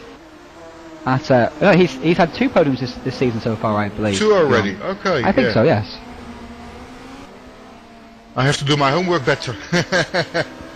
I think so. That's table says he does. Said he did anyway. Yeah. Yeah, he had a 2nd place in the first race at Sebring, and of course he had a 3rd place at Watkins Glen in the 2nd race. But look at that rain there, Bjorn. And Yuri Braham is all over the back of Keith Barrick. And Nato is still staying ahead of these guys. Surely he isn't on wet tyres. Why would he change to wet tyres when he pitted when it was dry? That's very, very strange indeed. I don't know if he's on slicks. I mean, if he's on slicks, he would be sliding with the car, and I mean he is in control of the car. You know, if you know what I mean. The pace isn't there, but he is in control of the car. So maybe he's just helping out Francisco. Maybe team orders, teamwork. Perhaps that's the key. Well, we can see though with Swiderski, who's definitely on the slick tyres, he's dropping way back through the field. Look, he was up near Reggie Blaine, but now he's way back on the field and letting people through hand over fist. Look at that, back into 12th position he's gone. So again, a wet race has caused some bad luck for Darius Swiderski. And these 4 cars, look at that. Volvo, Honda, Peugeot, Honda. And this, of course, is crucial for the championship. Francisco Villar is out front. Looks like he's going to take his 5th win of the season. Which, considering we're only on race 12, 5 wins out of 12 races is a fantastic return there, isn't it, Bjorn? It's championship material written all over it. I mean, if you can hit 5 wins in those amount of races, and you are leading the championship, you look good for the overall championship the end of the year. Absolutely. Of course, if it comes down to tied results, Bjorn, it looks like that VR already has enough wins over the rest of the field. If it comes down to tied results, then he will win the championship on the number of wins. Yeah, you know what is also the good point for Francisco Villa is, I mean, he doesn't have one direct opponent. I mean, he's got Keith Barrick snatching points from Tolberg snatching points from Barrick snatching points from Braben. So they basically steal each other's points so that Francisco can basically just walk away with a big smile. Absolutely, he's cleaning up here. But Dan Asprey is under big pressure now from Miguel Nato. Nato must have changed to wet tyres, although why he would have done so, I'm not quite sure. Perhaps it just started drizzling just as he was pulling into the pits, and he made a quick decision to change to wet tyres. But either way, it was an inspired decision.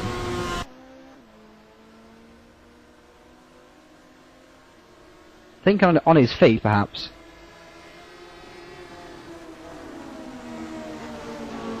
Perhaps he's got some more inside information that told him it was going to rain. But whatever, he is reaping the rewards. And Dan Asprey is holding 2nd place from this gaggle of cars. Yuri Braham has dropped off the back of these cars just a little bit. perhaps made a slight mistake somewhere. But Reggie Blaine is now back onto this train of cars, so Blaine is at the back of the train this time. It's just the Blaine train. I think we're gonna call this race the Blaine train. we're gonna write a song about it. It's the Blaine train. Let's not sing, Bjorn. That's not a good look. As Dan Asbury is under intense pressure now from NATO, who's under intense pressure, of course, from Tarborg. NATO nicks the win from Tarborg at Watkins Glen. If viewers remember correctly, with an excellent move on the final lap, and up the inside coming NATO on Asbury. He's going to make the move stick. Asbury is struggling on the brakes, it seems, and Tarborg is going to try and get his power down as well, as he gets balked a little bit by the Volvo of NATO on the exit. Is Tarborg going to get past? Is he going to do another opportunist move? As Barrick is trying to follow through as well. This is going to be very tight indeed as they head down towards the fountain. Around the outside is going to go Tarborg, and Barrick hits the back of Swiderski, and Braham's in there as well. Look at this. Braham's going to go around the outside. No, he's not. He's going to pull out of it. But Barrick has been held up behind Asbury while Tarborg has scarpered. So this is crucial. Barrick has to get past. He just has to get past the BMW driver. And of course he's got Yuri Braham right up behind him. Look at that. As we look back now from Dan Asbury, looking back at the Peugeot of Keith Barrick, he's in behind. And now Yuri Braham's in behind him as well. Can Barrick get past, or can Dan Asbury hold on to his fourth position? Be a strong result for him. Yuri hit the almost. He hit the back of Keith Barrick and got sideways himself, so he lost out there. It's now the flow through these fast sections. Oh, he's got out of shape. Asbury's got out of shape, and Barrick has gone straight through. Thank you very much. He takes the place, and of course Braham hadn't made that mistake just a couple of corners ago. He would have been able to take advantage as well. There he comes. The brakes are really just not happening for Yuri in this race. Now it's one of those races that it just doesn't work, and after this race I think he's going to tell us forget about it, let's go over to the next race. Bang. And NATO is under pressure once more from Tarborg, while VR has a huge lead at the front of the field. He must be laughing, and up the inside he's going to go. Tarborg on NATO. He takes the position. Does he? No, he doesn't. NATO goes around the outside. Excellent defending there. Oh, but Braham has got past Dan Asbury, so Dan Asbury must have made a mistake or was slow into turn 1 or turn 2. But Braham is past. So the top 5 in the championship are the top 5 in the race.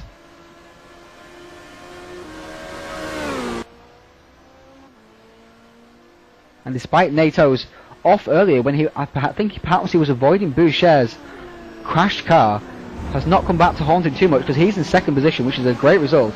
It's a Portugal Racing Team 1-2 at the moment.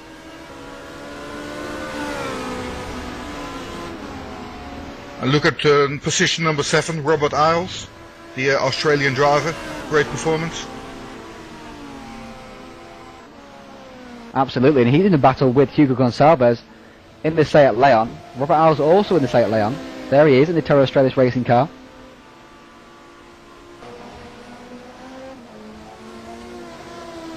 Let's look back further through the field. Matty Clean in 9th position, but it seems that Eric Nelson has dropped back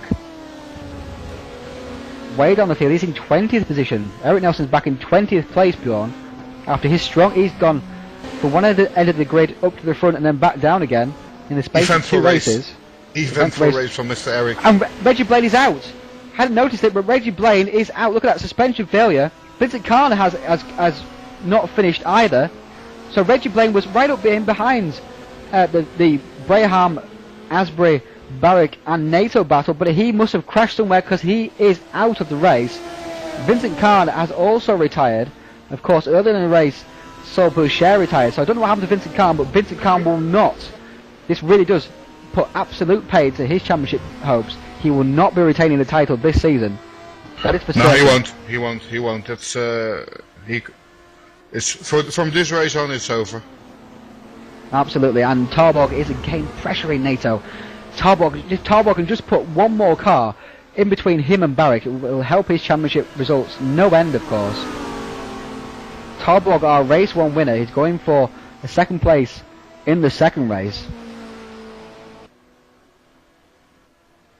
He already took points out of Barrick and VR in the first race. He'll hope to do the same again. And a side-by-side into turn 1. It's very close indeed.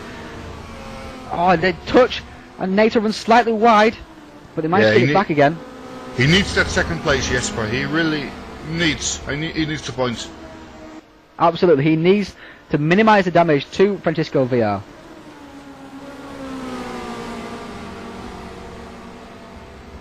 He will still gain points overall if he stays in that position in the event, because VR will have a first and a fourth, and Tarbog a first and a third.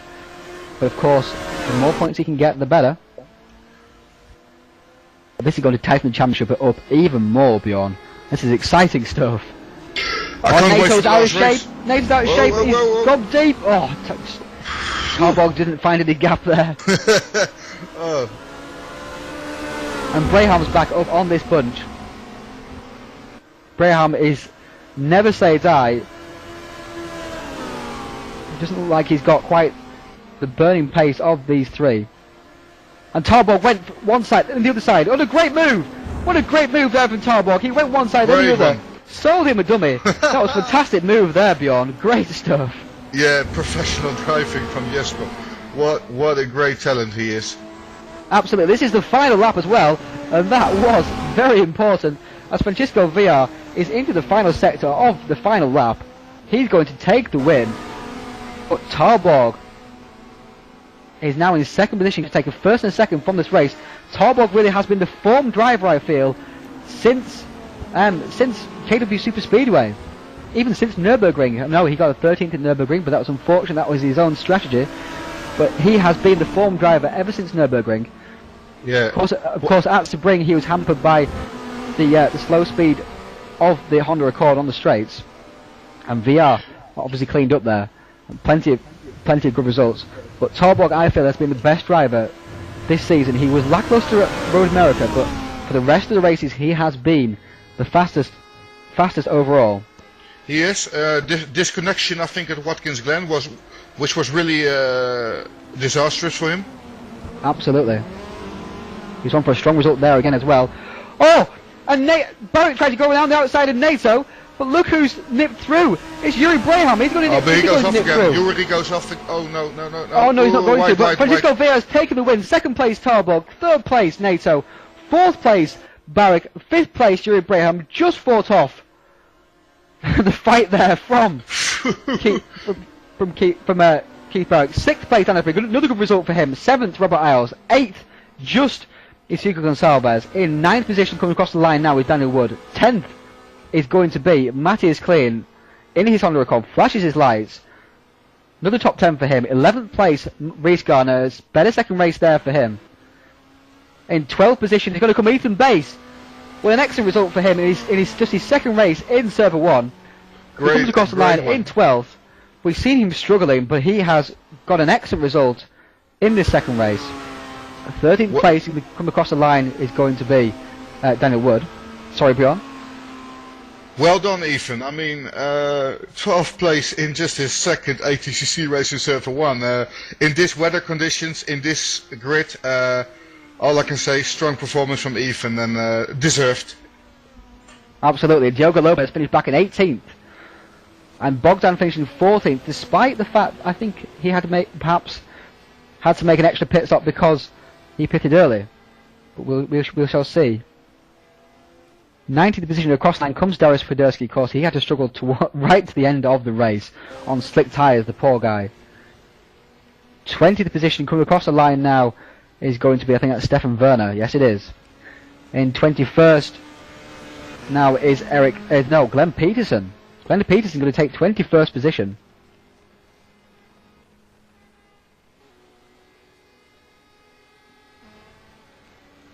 '22nd is going to be Eric Nelson.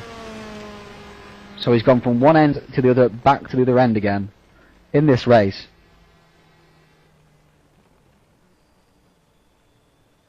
As he crosses the line. Does he cross the line? Who's he waiting for? I think he's really. I don't know what he's going to do. Maybe a burnout on the finish line. Not quite sure. Yeah. But an excellent win there from Francisco Villar, taking more points and probably extending his championship lead over Keith Berwick. Of course, Talborg will be eating into that lead as well with his first and second place in these races. Yeah, great overall racing from Team Portugal was really on it today, and a great result from all the Portuguese drivers in this race. Indeed it was, and we are now joined by race 2 winner Francisco Villar. Very well done to you, Francisco. First of all though, let's talk about what happened in the first race. Coming towards the end of the race, you were challenging of course Yuri Braham, and then got a tap there from Keith Berwick. What was your viewpoint on that one? Hey Ryan, I think Keith Berwick had nothing to do with it. He couldn't go anywhere. No, absolutely. Yeah. I saw Yuri doing a mistake exiting turn 1, and so I decided that I would go side by side to turn 2. But then I had nowhere to go as he closed the door. So I'm sorry for him and for me as well. But there was nothing I could do. I think I don't know from the viewer's point of view, but from my side of view, I think I couldn't do anything.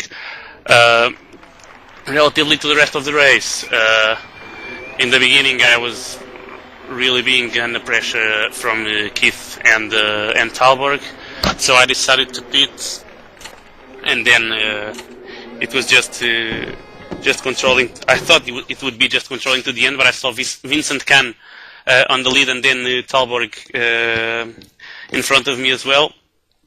So I thought third place would be good, but then it happened with Yuri, and so fourth was not bad at all. Yep, you managed to keep that fourth position in place. An excellent run in the second race there. You got a great start off the line. Of course, you just seemed to drive away as incidents seemed to happen behind you. I mean, what was your viewpoint on that one? You seemed to just, once again, as we've seen in several races this season, just take advantage of anything and just drag away into the lead and take the win. Yes.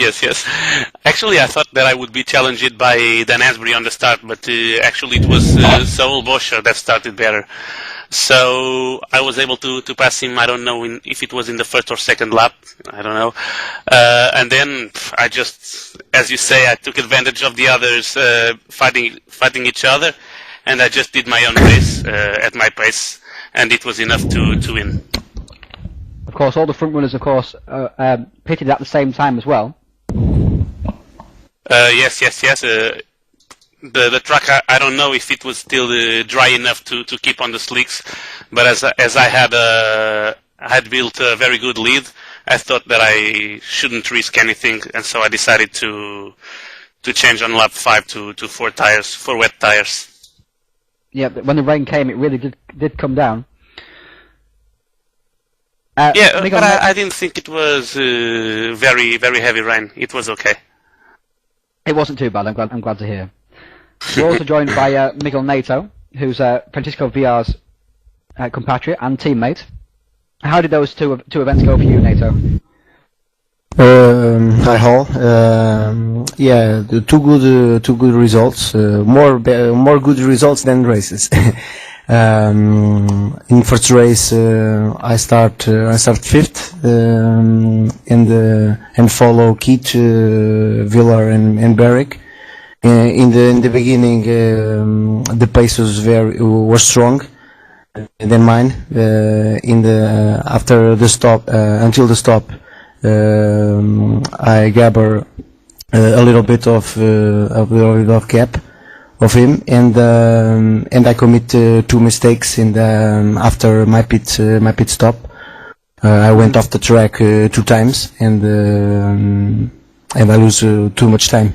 So good result, good third place in the first race. In the second race, we saw that you'd gone off early on, around about the same time that Saul Boucher had retired.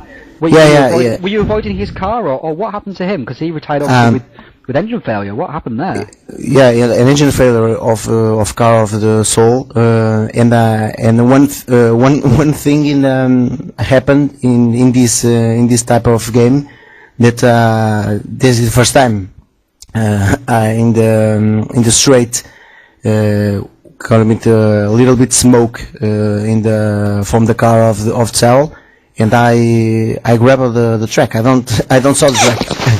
And I in the turn 2 I exit off the track. You lose a little bit of time.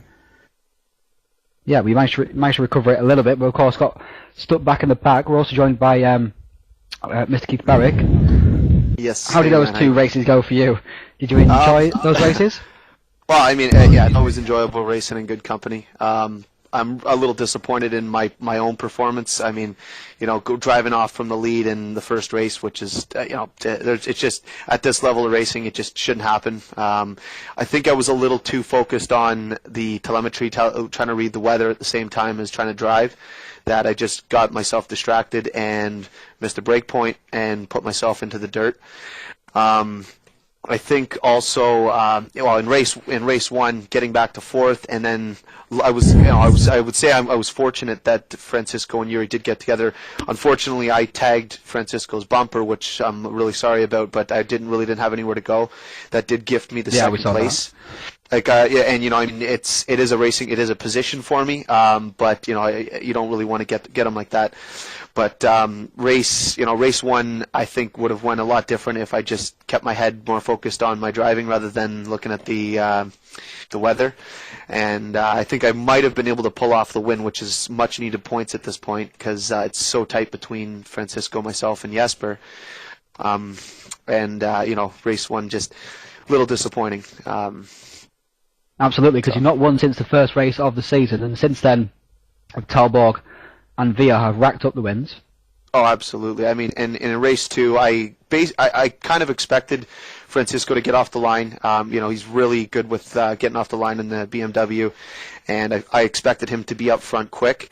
I was hoping to do the same thing, get a decent start, but because of the gearing for this track, I really had to work the clutch, and I guess my foot slipped or something, or mind lapse, and didn't get off the line like I wanted to in race two.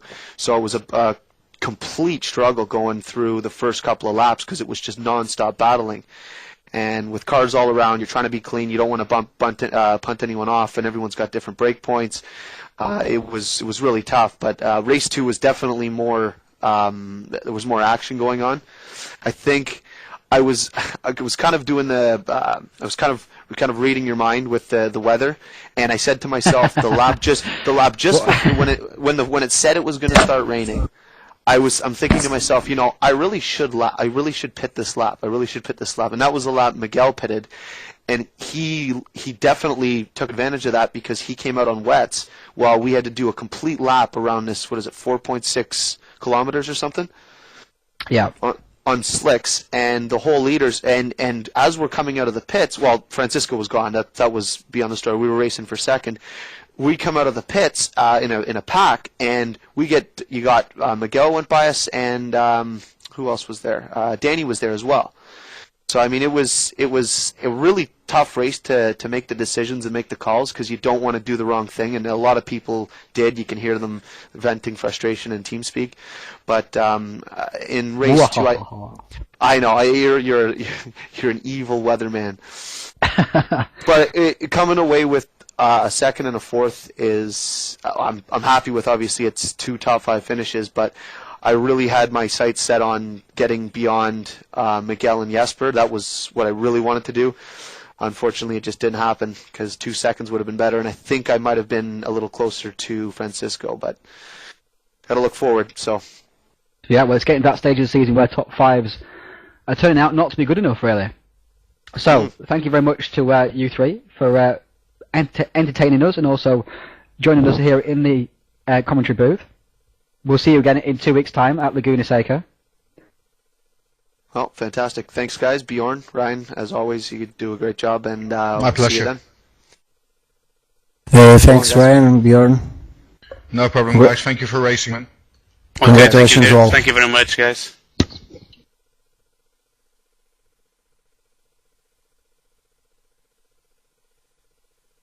So Bjorn, at the end of a hectic second half of the first race and a hectic second race all the way through, how would you sum up that event?